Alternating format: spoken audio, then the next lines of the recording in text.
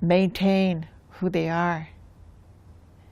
Do not focus on another culture. By that, I think that we need to put pictures of chiefs from a long time ago. And I don't know if you got it, if you were in alternative, but we have pictures of chiefs, and so I always tell my students, identify yourself of who you are, and that's a lesson in itself. Who are you? And I'm very surprised that today some students don't look at themselves as being a Lakota. They identify themselves as who they are on the streets, especially here in Pine Ridge. Here I regard it as a blues. Here's the reds, here's the blacks, because every one of them is involved in a gang or involving in some sort of group, and they identified themselves as such, like serenos, and you have to understand where they're coming from and where they're at. But I always ask them that, who are you? And we do a writing lesson on that. And so they write, my name is, I live in such and such. And so I ask them, are you Lakota? No, but I live on a reservation. So even the terminology of being a Lakota, some students do not identify themselves.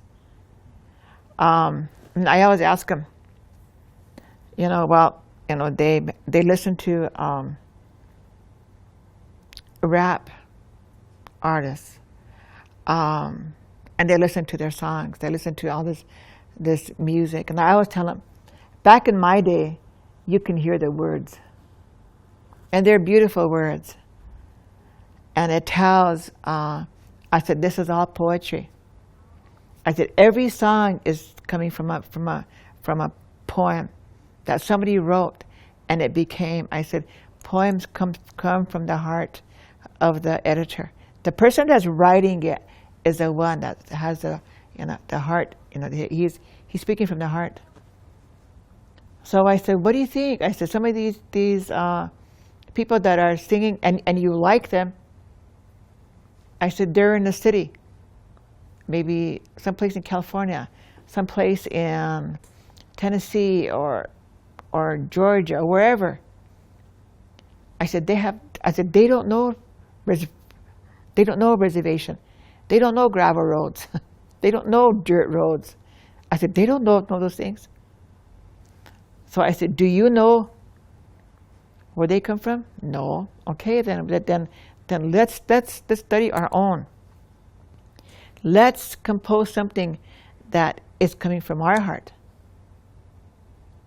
And then I would create a word web. Anything that they say, everything goes out into this. And I always tell them, okay, this is our think tank. All the words that you say is going to go into this think tank. And after we're all done, then we start taking things out. Do you think this should be in there? No, or we take it out. How about this? No. And then we always end up like maybe 5 or 6. Actually, is words that I want them to talk about. But I made it look like it's theirs, because so I can, they can decide what to do. So we start out by doing that. And then at the end, maybe at the first quarter, I would say, who's proud to be a Lakota? Yeah. And so that's how we always start. Because most children, they don't even know their grandparents' name. I always ask him, well, who's your grandpa? I don't know. I never did have a grandpa. Well, I'm sure you do. No, that's my mom's mom. So see, they don't associate that. All they're interested is in their small little dynamic, just in their household. And anything else, anybody else that comes to visit or to come, they're just friends. There's no, they can't tie relation with family. Some do. I'm not saying that they all are like that, but some feel like that.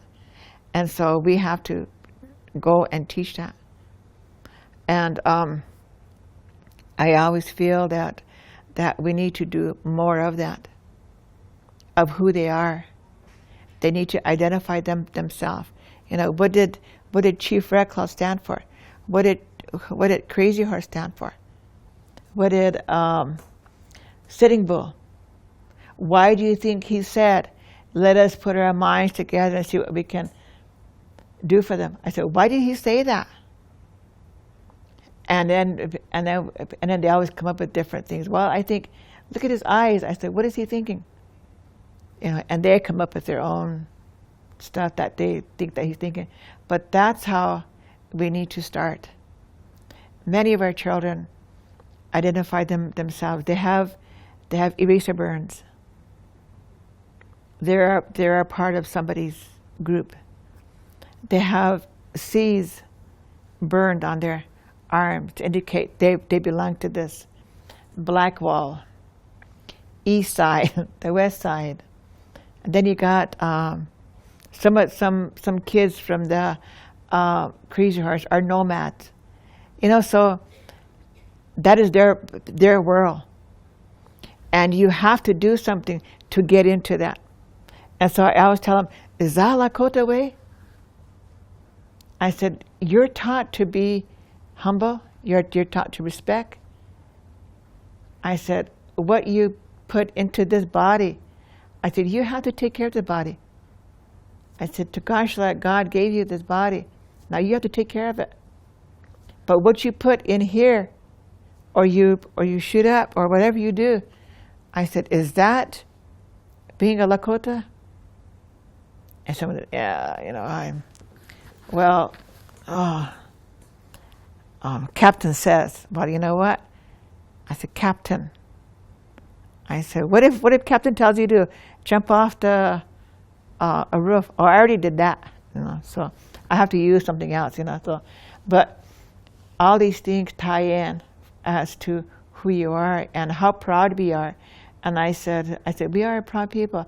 And I took a picture of that statue in front of Prairie Edge at one time. There was this Indian that was standing there with his hands tied, and he had barbed wire standing there.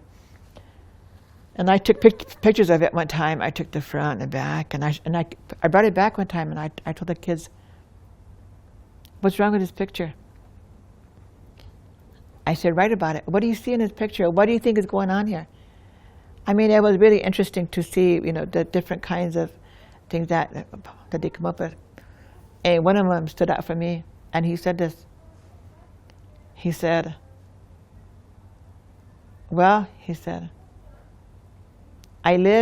used to live in Yankton, but my mom moved back over here because we had some Amish people that didn't like us. He said we lived next to a family that belonged to this Amish group, and he said they didn't even like us. So we moved to another different part of the town, and he said, we're still there. He said, they didn't like us yet. So we had to move, and we came back over here. So he said, that's what this is. He said, they don't like us. And so that's why we're put to shame, so we have our head down. And I said, what does that barbed wire say then? Or that barbed wire means that our hands are tied, and we really can't do anything about it. And I said, gee, yeah. He said, how about you? What do you think? Ms. Velma, what do you think? And I said, well, I have to go with all of you. I said, because what I would say that is, that I see may not. I said, it's in all of your writings too. I said, and he said, So I asked him, I said, so how do you think they should picture us? And he said, and he's the one that's been exposed out there. You know, he lived in Yankton. They moved back from Chicago. His dad was a engineer, and he worked different areas. And now he's back here in Pine Ridge, and he works at the hospital. So he said, well, he said, my dad said we're a proud people. And he said, they should put our head up. And he said, and I said, how should they put our hands?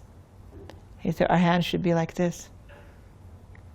He said, because, he said, in each of our hands, he said, we hold a lot of things in our hands. And he said, for me, he said, when I stand like this, I said, yeah.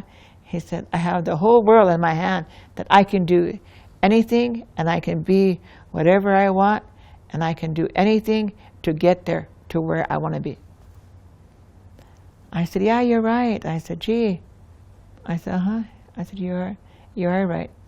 But all the ones that are not exposed to the outside world, you know, think for the moment, you know, right now. And they all said, no, they shouldn't even have statues around. It doesn't mean nothing. You know, so it depends on where these children are coming from. And they all come from all walks of families. We used to say all walks of life, but it's all walks of families.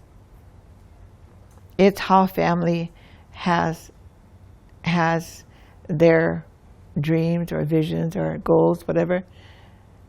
And you can tell how children are brought up, because they don't foresee things. They only think for the moment. But other things that are brought up with different things, and they're involved with different areas, you know, they can see the outside. So those children that think for the moment, they're the ones that we have to expose them to different things by showing them pictures. This is what you can be.